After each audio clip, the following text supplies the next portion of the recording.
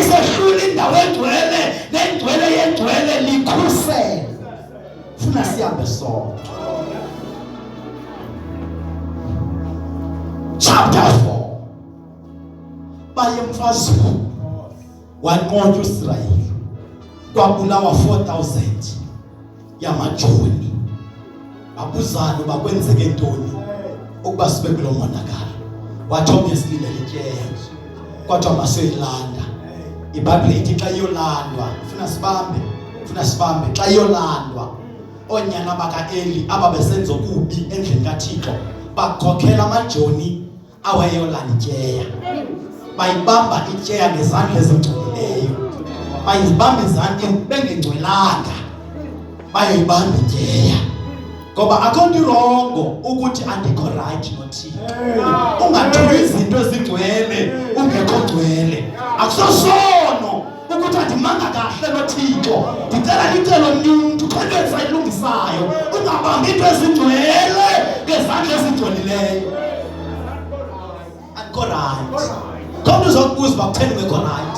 Sibona ukukhula xa usithi andikho right. Andikulungelanga ukume endaweni engcwele kaThixo.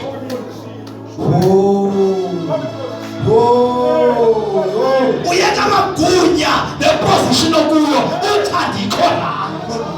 Le nto nimthuma yona iyandisinda. Ndizalungisa indaba yam noThixo. Ungame endaweni engcwele ngomoya ongengcwelanga. Uyakwesulela ibandla ngomoya wongabikho ngcwele. Yitsho uthi andikulungelanga. Ndithamba sizohlahlela ipasika kanyaka ozayo.